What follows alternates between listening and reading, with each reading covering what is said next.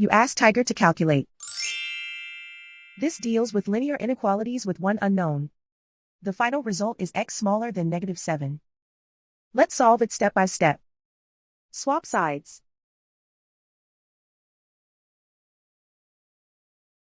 Isolate the x.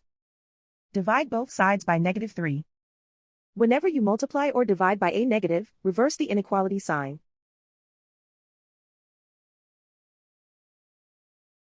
Cancel out the negatives.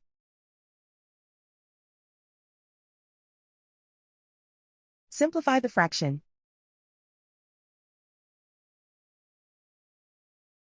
Move the negative sign from the denominator to the numerator.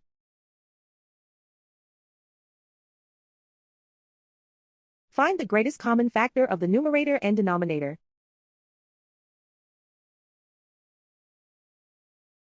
Factor out and cancel the greatest common factor.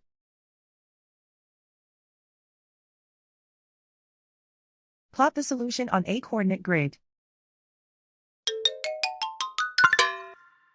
And so the final result is x smaller than -7.